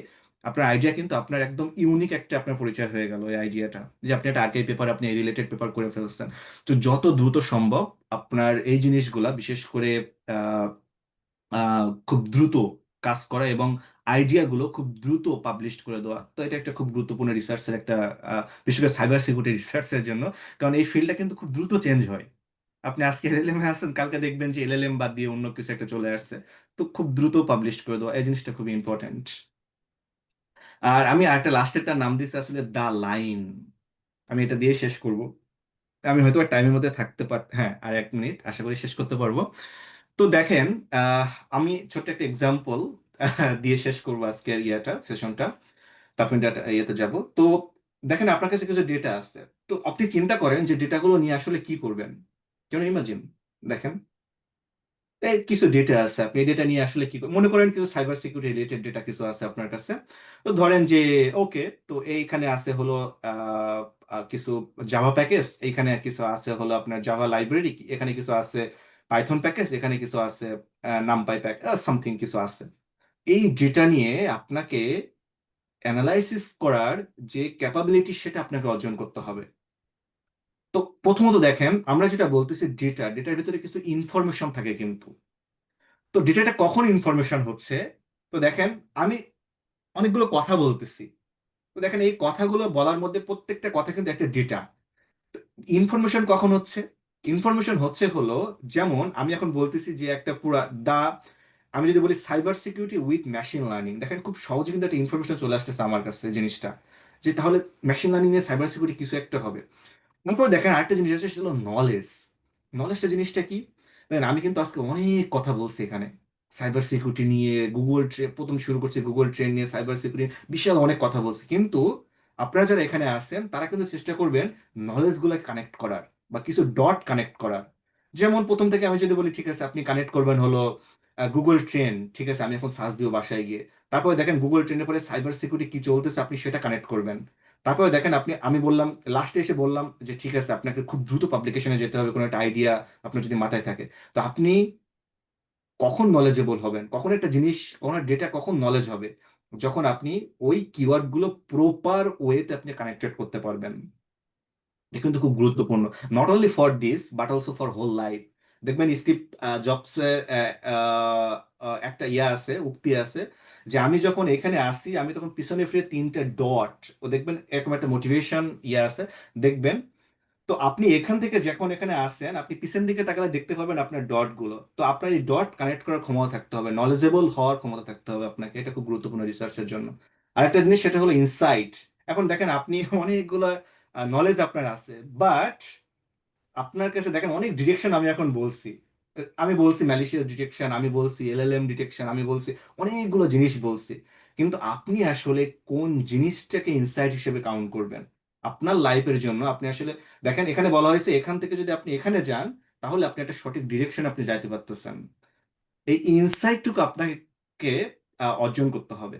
তারপরে আসি, দেখেন উইজডম। উইজডম জিনিসটা কি, আপনি ফার্স্ট আর লাস্ট জানলেন, ঠিক আছে আমার গোল এটা, আমার শুরু এটা, আমার শেষ এটা, বাট উইজডমটা আপনার জন্য, উইজডমটা কি হবে, যে আমরা যে রিসার্চ ডিরেকশন বা আমাদের স্যাররা যারা আছেন যে রিসার্চ ডিরেকশন দিচ্ছেন, সেই রিসার্চ ডিরেকশন অনুযায়ী সামনের দিকে চলা।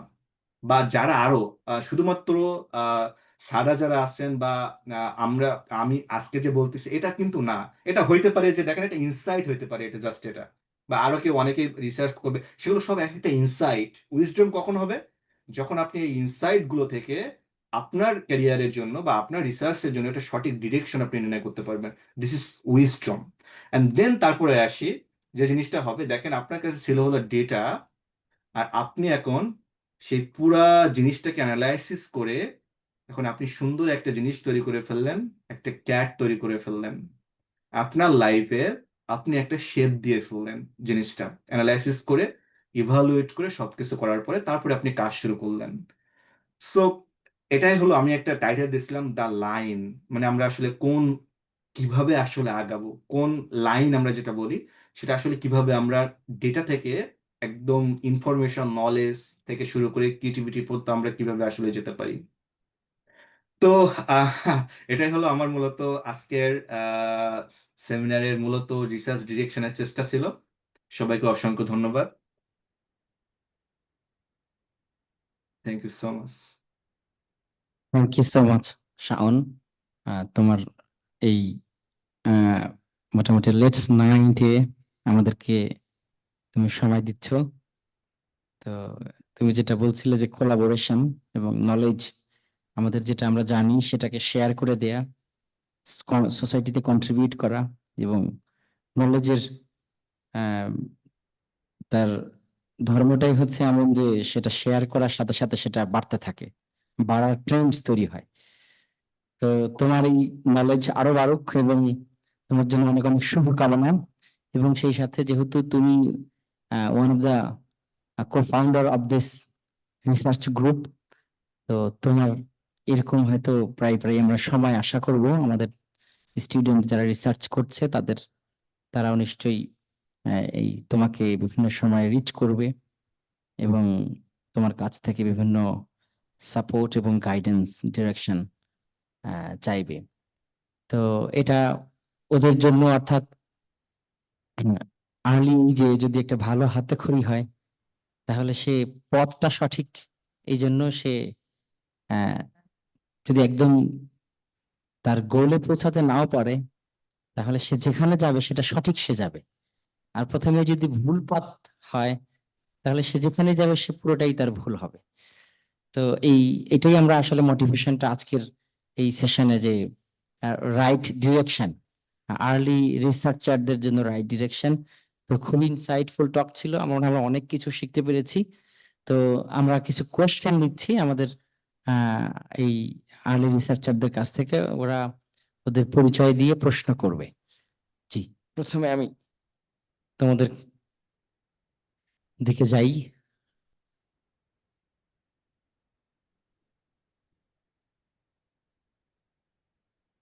কে ফার্স্ট?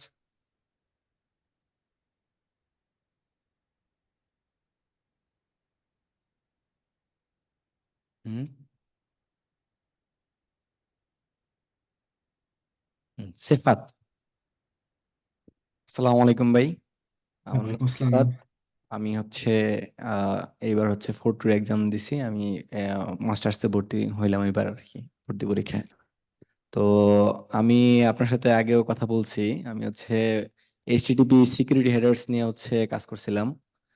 তো হুম, আমার ওইখানে আমি হচ্ছে প্রায় 5.5 মিলিয়ন ইউআরএল স্ক্রল করে এইচটিটিপি হেডার্স এর কনফিগারেশন গুলো বের করছি। তো প্রথমে আমি হচ্ছে যেটা দেখতে পাইতেছিলাম যে হচ্ছে মোস্ট অফ দ্য ইউআরএলস এর হচ্ছে বেশিরভাগই এইচটিটিপি সিকিউরিটিস নাই। তো আমি যে রিলেটেড নিয়ে কাজ করে ফেলছি অলরেডি, মানে প্রথম হচ্ছে প্রেজেন্স এবং অ্যাবসেন্স নিয়ে কাজ করছি, পরে হচ্ছে দেখলাম যে এটার যে কনফিগারেশন, ওই কনফিগারেশনটা অনেক সময় মিসকনফিগারেড হইতে পারে। তো এই হুম, জন্য হচ্ছে আমি প্রায় 1 মিলিয়ন ইউআরএলস এর কনফিগারেশন বের করছি, বাকিগুলো হচ্ছে বের করতেছি। তো আমি এর জন্য হচ্ছে জাভাস্ক্রিপ্টের এক্সজেস ফাংশন ইউজ করছিলাম। তো এখন আমার কাছে একটা হিউজ লেভেলের ডাটা আছে কনফিগারেশনের, মানে প্রায় 5 মিলিয়ন ইউআরএলস এর এইচটিটিপি হেডার্স গুলো কিরকম হতে পারে। তা আপনি আমাকে সাজেশন দিয়েছিলেন যে সবগুলো ইউআরএলস, সবগুলো হেডার্স না নিয়ে শুধু সিকিউরিটি হেডার্স নিয়ে কাজ করতে। তো আমি হচ্ছে পরবর্তীতে সেটা আপডেট করছিলাম যে শুধু হুম, স্পেসিফিক যে সিকিউরিটি হেডার্স ওইগুলো নিয়ে হচ্ছে কনফিগারেশন তার বের করছি। তো হুম, এখন হচ্ছে আমার কাছে যে এত পরিমাণে ডাটা আছে, মানে কনফিগারেশনের ডাটাটা, ওইটা নিয়ে আমি কিভাবে কি কাজ করতে পারি আমি বুঝতেছি না। মানে হচ্ছে প্রেজেন্স এবং অ্যাবসেন্স নিয়ে স্কোরিং করছি, এমএল হচ্ছে র্যান্ডম ফরেস্ট মডেল, এক্সিবিউস মডেল, বিভিন্ন মডেল ইউজ করছে যেগুলো হচ্ছে আমাকে পার্সেন্টেজ স্কোর দিয়ে ওরা একটা হুম, কন্ডিশন বলে দেয় যে আছে কতটুকু নাই। এর বাইরেও আমি কিভাবে অ্যানালাইসিস করতে পারি, যেমন আমার এই 5.5 মিলিয়ন ইউআরএলস এর মধ্যে আছে ফিশিং ইউআরএলস, তারপর হচ্ছে ব্যাংকের ইউআরএলস গুলো আছে, কমার্শিয়াল ওয়েবসাইট গুলো আছে, এবং আলাদা আলাদা ক্যাগল থেকে ডাটা সেট গুলো নেওয়া হয়েছিল। তো আমি হচ্ছে এই জায়গায় হচ্ছে ফিশিং ইউআরএলস এর আলাদা অ্যানালাইসিস দেখাইছি। একটা পেপারও দেখছিলাম যে হচ্ছে বলছে যে ফিশিং ইউআরএলস গুলোর মধ্যে সিকিউরিটি হেডার্স একদম নাই। এবং আমার যেই আমি যে ডাটা সেট গুলো নিছিলাম ওইখানে অ্যানালাইসিস করে দেখছি যে নাই, একদমই নাই। তো আমি কি হচ্ছে অন্যান্য যে ইউআরএলস গুলো আছে, মানে ওইখানে দেখা যাইতেছে অনেক অনেক ইউআরএলস হচ্ছে সিকিউরিটি হেডার্স নাই, একদম নাই ওদের মধ্যে। তো আমি আমার পেপার হচ্ছে ওই পেপারের রিকমেন্ডেশন দিয়ে বলছি যে প্রবাবলি এগুলো ফিশিং সিকিউরিটি হেডার্স হওয়ার একটা সম্ভাবনা থাকতে পারে। হুম, তো আমি পরবর্তীতে ভাই জানতে চাইতেছি, মানে এটা বুঝতেছি না যে এখন যে কনফিগারেশন ডেটা সেটটা আছে এটা নিয়ে কোনো কাজ করিনি। আমি আমি যা করছি তা হচ্ছে প্রেজেন্স এবং অ্যাবসেন্স নিয়ে। তো আমি বুঝতে পারছি। কনফিগারেশন ডাটাটা নিয়ে কি করতে পারি, সামনের দিকে কিভাবে আগাতে, বা এটা কি আদৌ কোনো ইম্প্যাক্ট পড়ে কিনা সিকিউরিটিতে? হ্যাঁ, ডেটা মানে ইম্প্যাক্ট। তো যেহেতু এত বড় একটা ডেটা আছে, তো আমি আপনার ওয়েবসাইটটা আমি ভিজিট করছি, দেখছিলাম আপনি শেয়ার করছিলেন এখানে। থ্যাংক ইউ তো ভাই। খুবই সুন্দর একটা কাজ হয়েছে, বিশেষ করে ব্যাচেলর লেভেল এমন কাজটা খুবই ভালো হয়েছে। তো আমি দেখতেছিলাম যে বিভিন্ন আমি টেস্টও করছি বিভিন্ন ওয়েবসাইট, বিশেষ করে আপনার যেগুলো আমরা সবসময় বলি খুবই সিকিউর ওয়েবসাইট, সেগুলো নিয়ে। তো আবার আপনারা যে যে কাজটা করছেন সেটা হলো ডিপসিকের ফ্রি এপিআই দিয়েও আপনারা সেটা রিকমেন্ড করছেন, আমি যতটুকু জানি। জি তো ভাই। যে জিনিসটা সেটা হলো ডেটা মানে আমরা যেটা বলি যে আবার সব ডেটা যে ইনসাইটফুল হবে তেমনটা না।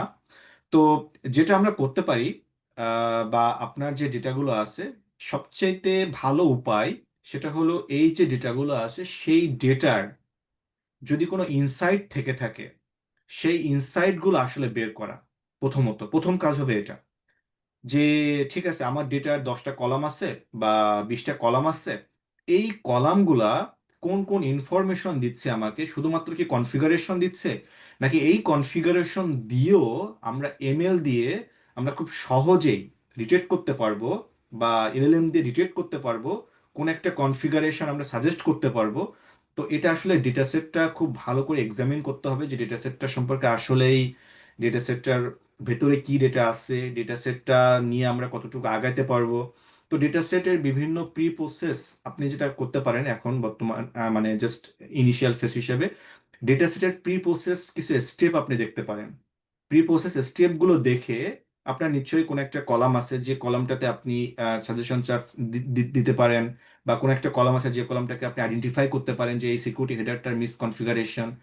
তো আপনি আপাতত যে কাজটা করতে পারেন সেটা হলো এই কলামগুলা বা ডেটা সেটগুলা আপনি প্রি প্রসেস করে দেখতে পারেন যে এই ডেটাগুলো আসলেই আপনার পরবর্তী স্টেপের জন্য, আমি যে লাস্ট এক্সাম্পল দিচ্ছিলাম, যে ডেটা আছে আপনার কাছে কিন্তু আপনার ওই ক্রিয়েটিভিটি পর্যায়ে পর্যন্ত যাবে কিনা ওই ডেটা সেটটা, জাস্ট কিছু প্রি প্রসেস স্টেপ আপনি ফলো করেন।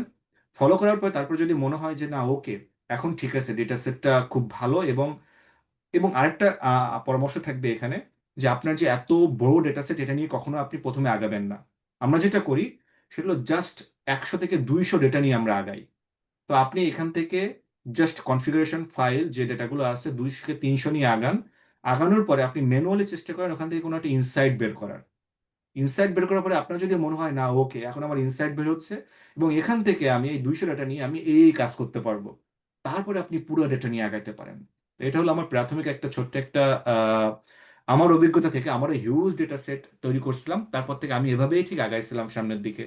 প্রথমত ছোট্ট একটা ডেমো অ্যানালাইসিস, তারপর এই ডেটার ইনসাইট গুলো কি কি সেগুলো ম্যানুয়ালি বের করা, তারপর এই ডেটা নিয়ে পরবর্তীতে কি স্টেপে আগাইতে পারি। তো এটা আপনি ফলো করতে পারেন সিফাত, আমার মনে হয়। থ্যাংক ইউ ভাই। আমি বুঝতে পারছি যে হচ্ছে আগে অল্প কিছু ডাটা নিয়ে কাজ করতে হবে, এর হ্যাঁ, ভিতরে এগুলো নিয়ে অ্যানালাইসিস করতে হবে। ধন্যবাদ ভাই। হ্যাঁ, এবং চেষ্টা করবেন ওখান থেকে কোনো একটা ইনসাইট বের করার, অবশ্যই নিঃসন্দেহে। তারপরে আপনি পুরো ডাটা নিয়ে কাজ করতে পারবেন। থ্যাংক ইউ সিফাত। সিফাতরা তো ওরা ডিফেন্স দিয়ে দিয়েছে, ওদের একটা পেপার ড্রাফট করেছে। তো আচ্ছা, আচ্ছা, ড্রাফট ড্রাফট পেপারটা আমরা দেখতেছি, তোমাকেও আমি ফরওয়ার্ড করেছি, তুমি একটু সময় হুম, পেলে ওটা দেখো। ওটা মোটামুটি আমরা একটা Q1 ভেন্যুতে দিতে চাই। তো আচ্ছা। সেক্ষেত্রে ওরা যেহেতু ওদের ফার্স্ট কাজ, ফার্স্ট একটা Q1 হলে ওদের জন্য মাস্টার্স পিএইচডি তে দেখাইতে পারবে ওরা। তো হ্যাঁ, এটা অনেক ভালো হবে নিঃসন্দেহে। ভালো হবে। শাওন এর উম, যখন পিএইচডির জন্য ট্রাই করছিল তখন ওই যে যেটা বলছিল যে 2019-20 দিকে আমরা একটা কাজ শুরু করছিলাম। আমাদের আরেকজন, উনিও কথা বলবেন সামনে, ডক্টর আদনান আনোয়ার, উনি ডেকিন ইউনিভার্সিটির এখন সিনিয়র লেকচারার।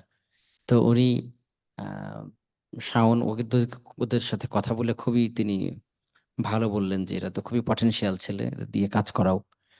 তো পরে উনি ফেডারেটেড লার্নিং, তখন আমরা কিছুই জানি না, আমি জানি না, আমার ছাত্ররা তো ওরা নাম শুনেছে হয়তো। তো ওরা খুব কুইক লার্নার ছিল, দ্রুতই শিখে ফেললো। তো দেন একটা ডাটা সেটও উনি দিলে, তাই না? ডাটা সেটটাও তো সেটা দিচ্ছে। IoT data set. তো সেটা ওরা সাধারণত খুব কুইকলি করে ফেলতে পারে এবং প্রত্যেকটা কাজ খুব পারফেকশন নিয়ে করে। সেক্ষেত্রে ওদেরকে গাইড করা খুব সহজ। তো আম, পরে পেপার একটা হয়ে গেল। এখন পেপারটা হচ্ছে ভাই ওই সময়ে একটা আইটিপলি ট্রান্সাকশন, আমাদের টোটাল আমাদের টোটাল এরকম আইটিপি ট্রানসাকশন আমাদের ডিপার্টমেন্টে আমরা কয়টা পাবলিশ করেছি, ইনক্লুডিং আমরা যারা পিএইচডি তে গিয়েছি তাদের কথা বাদ, ছাত্রদের অবস্থায় ব্যাচেলরে ইটস রিয়েলি টাফ টাফ। এবং সেটা সাধারণ ট্রানসাকশন না, ওটার ইম্প্যাক্ট ফ্যাক্টর মোর দ্যান 10, তাই না? এখন এখন আইটিপি ট্রানসাকশন ওটা কোনটার জন্য ঠিক আছে, তাই না? Information, industrial informatics. হ্যাঁ ইন্ডাস্ট্রিয়াল ইনফরমেশন, ইটিআই হচ্ছে ওটা, ওটার খুবই এইচ ইন্ডেক্স অনেক ভালো। তো যখন এই ল্যাবে, যে ল্যাবে ও কাজ করে, এই ল্যাবে আমি ছিলাম, প্রথমেই যাওয়ার পরে ওদের আমার সুপারভাইজারের কাছে, প্রথম মানে ম্যানেজারের কাছে, আমার যিনি ম্যানেজার উনি ওর এখন সুপারভাইজার আর কি। তো প্রথমে বললাম যে আমার কিছু ছেলেরা আছে, ওরা খুব ভালো কাজ করে, তো তো ওরা খুব ভালো, তাহলে তাদের কি করছে তারা? তো বললাম যে একটা ট্রানসাকশন পাবলিশ করছে। সে হা করে দেখেন ট্রানসাকশন করছে। এখানে আসার আগেই তো আইসা করবে কি, সে তো ট্রানসাকশনই করে ফেলছে, তাহলে তার আসার দরকার নেই, ব্যাপারটা এমন আর কি, তাই না? কারণ আমরা পিএইচডি তে একটা দুটো ট্রানসাকশনই আশা করি। তো সে অলরেডি ট্রানসাকশন করে, তো কি ট্রানসাকশন, তখন সে এই পেপারটা শাওন, ওকে আমি বললাম তুমি অ্যাপ্লাই করে মেইল দাও। তো সম্ভবত ওকে ভাইবা নিছে, শুধু পেপার থেকেই জিজ্ঞাসা করছে না, যে এই হ্যাঁ, হ্যাঁ, পেপারটা শুধু এই বারবার, যে এই পেপারটা তুমি এটা কিভাবে করছো, এটা কিভাবে করছো। তো এইখান থেকে একটা ইনসাইট হলো যে যারা, এখন মানুষ টু মানুষ ভ্যারি করে, যে যারা কোয়ালিটি রিসার্চ করেন বা রিসার্চ, কোয়ালিটি রিসার্চ করতে চান, তারা তারা তোমার একটা ছেলে ব্যাচেলর করছে, মাস্টার্স করছে, সে অনেক বেশি পাবলিকেশন করবে, এটা তার অবশ্যই এক্সপেকটেশন থাকে না। কিন্তু সে যদি তার প্রোগ্রামিং স্কিল, টেকনিক্যাল এবং অ্যানালাইটিক্যাল স্কিলটা যদি ভালো থাকে, সেটা সে প্রুফ করলো, তাই না? শাওনের ক্ষেত্রে যেটা হলো যে শাওন তো ব্যাচেলারে থাকতেই একটা অনলাইন জাজ প্ল্যাটফর্ম ও একেবারে লাইভে দিয়ে দিয়েছিল। হ্যাঁ, ওটা কোন ইয়ারে করলা তুমি? ওটা ফার্স্ট ইয়ারে না? থার্ড ইয়ারে শেষ করছিলাম, থার্ড ইয়ারে, হ্যাঁ। থার্ড ইয়ারে। তো এটা ছিল একটা বিরাট ব্যাপার। তো এটা ধরো বাংলাদেশে আমাদের লাইট রোজে ছাড়া কোনো এই যে ছিল না, লাইট রোজে চালাইতে হলো জানি আলম জান ভাই, যিনি গুগলে জব করেন। তো সেখানে আর একটা প্ল্যাটফর্ম আমাদের বাংলাদেশে কোনো ছিল না, কোনো ইউনিভার্সিটির ছিল না, ইনক্লুডিং বুয়েট। সেখানে আম, আমাদের এমবিএসটি থেকে আমরা একটা ও যে লাইভ দিয়েছি, ইট ওয়াজ এ হিউজ ব্যাপার, এবং আরো বেশ কিছু প্রজেক্টর আছে। তো সেইগুলোর মাধ্যমে তার টেকনিক্যাল স্কিলটাকে সে দেখাতে পারছে, এবং তার পাশাপাশি সে তার, তখন তখন তো বেশ কয়েকটা কিউ তার হয়ে গেছে, তো এর মধ্যে সে একটা দুটো ট্রানসাকশনও আছে, দ্যাটস এনাফ এখন, তাই না? এখন খুবই ভালো ভালো যে ল্যাবে আছে, হয়তো সাউন্ড ইউনিভার্সিটি এখনো টপ 100-এর মধ্যে আসে নাই, বাট ওর যে ল্যাব, সেটা অস্ট্রেলিয়ার মধ্যে নিঃসন্দেহে one of the top lab. যিনি কাজ করেন, তো অসাধারণ, তার খুব সুনাম টোটাল অস্ট্রেলিয়াতে। তো এনিওয়ে, এখন আমরা যেহেতু ওখানে শাওন একটা অ্যাক্সেস জন্য আমরা হেল্প করতে পেরেছি কিছুটা হলেও, কিন্তু শাওন এমনিতেই ওর যে কোনো জায়গায় হতো, আমরা হেল্প ছাড়াই ওর যে কোনো জায়গায় হতো, আমরা এটা বিশ্বাস করি। স্যার আসসালামু আলাইকুম স্যার। স্যার আমি এই যে গ্রুপ গ্রুপ মিটিং আছে স্যার। আচ্ছা স্যার, আমি কিছুক্ষণ পর আসতেছি, জি। আসসালামু আলাইকুম। আচ্ছা আচ্ছা, আসসালামু আলাইকুম। আচ্ছা ঠিক আছে, থ্যাংক ইউ। আসতেছি, আসসালামু আলাইকুম। সো এখন আমার যেটা এই মুহূর্তে আমাদের রিসার্চ ল্যাবটার টার্গেট, সেটা হলো যে তোমাদের সবাই ভালো করে ফেলবা সেটা তো আশা না, কিন্তু তোমরা ভালো একটা এনভায়রনমেন্ট যদি পাও, তাই না? এনভায়রনমেন্ট থেকে তো অনেক কিছু মানুষ শেখে, তাই না? তো যেমন ধরো যে যে ব্যক্তি হচ্ছে আম, ইয়ে থাকে, মনে করো যে একটা আম, বুয়েটে বুয়েটের স্যাররা ভালো ভালো টেকনিক্যাল কাজকর্ম করে, তো ওখানে যে একজন রিসার্চ অ্যাসিস্ট্যান্ট হিসেবে জব করে, চাকরি করে, সে ওই পরিবেশে থাকার কারণে তার মধ্যে একটা একটা তার একটা কি ডেভেলপ করবে, স্কিল, তাই না? একটা মোটিভেশন বা কনফিডেন্স ডেভেলপ করবে। তো ঠিক সাউন্ডটা যে ল্যাবে আছে, ওই ল্যাবে প্রতিদিন যে গ্রুপ উইকলি বা ফোর্টনাইটলি মিটিং গুলো হচ্ছে, সেই মিটিং এ আমি যেমন প্রথম প্রথম যে হা করে শুধু শুনতাম আর কি, এমনিতেই ল্যাঙ্গুয়েজের কারণে, বিভিন্ন কারণে, বাট আস্তে আস্তে আমি বুঝতে শুরু করলাম যে না, ওরা তো অসাধারণ কাজ করতেছে, একদম ইন ডেপথ লেভেলের, তাই না? যে কাজগুলা আমি, ওই যে মেটাডেটার কথা বললাম না, মূলত এই প্যাকেজের কাজ প্রথমে ওই ল্যাবে আমি শুরু করেছি।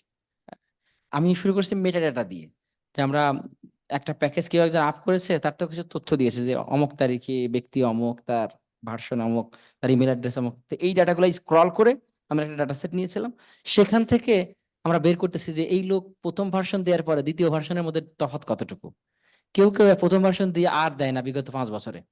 তো এইরকম কিছু ইরেগুলারিটিস খুঁজে বের করলাম, দেন সেখান থেকে আমরা একটা স্কোরিং করলাম যে যদি সে ইমেইল অ্যাড্রেস তার থাকে তাহলে তাকে ধরে নিব হচ্ছে এত, হ্যাঁ স্কোর হয়তো আউট অফ 10-এর ভিতরে তার ইমেইল অ্যাড্রেস আছে মানে এই অবস্থা, হয়তো 5 দিলাম। এরকম করে করে একটা ইকুয়েশন দিয়ে তখন আমরা স্কোরিং করলাম যে এই প্যাকেজের স্কোর এত, এই স্কোর এত। দেন ওই স্কোরিং দিয়ে আমরা একটা করলাম হলো যে একটা গ্রাফ জেনারেট করলাম, যে এই প্যাকেজটা এই প্যাকেজের উপর ডিপেন্ডেন্ট, তাহলে একটা গ্রাফ হবে, তাই না? তারপর ওই প্যাকেজটা ওই প্যাকেজের সাথে ডিপেন্ডেন্ট, এরকম একটা হিউজ গ্রাফ আমরা তৈরি করলাম এবং ওর সাথে স্কোর দিলাম। স্কোর দিয়ে আমরা একটা কনসেপ্ট দাঁড় করালাম যে এটাকে কি কি বললাম যে আমরা ওই ফরওয়ার্ড প্রপাগেশন, এটাকে বললাম রিস্ক প্রপাগেশন।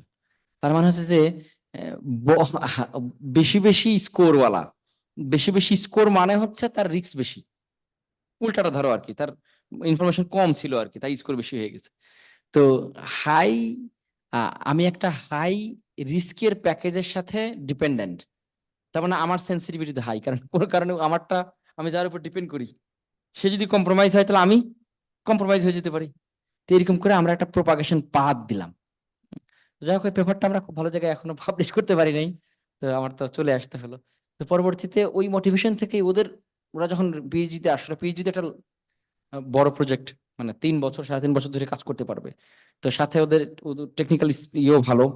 তো সেই হিসেবে ওরা নিজেরা এটাকে ডাইনামিক, অর্থাৎ ওরা কোডের মধ্যে ঢুকেছে এখন, ট্রেস করছে, ট্রেস করে ফিল্টারিং করে ওরা একদম ডাইনামিক রিয়েল টাইম মনিটরিং করতেছে যে আমি এই মুহূর্তে একটা প্যাকেজ ইনস্টল দিলাম, দিলে সে কি করে, ওইটাকে ধরে আনা যায় কিনা, যে সে অমুক ফাইল কল করে, অমুক ফাইল কল করে। তো এই ধরনের বিহেভিয়ার ট্রেসিং ওরা করেছে, করে বিশাল এক ডাটা সেট তৈরি করেছে, আমাকে দেখিয়েছে।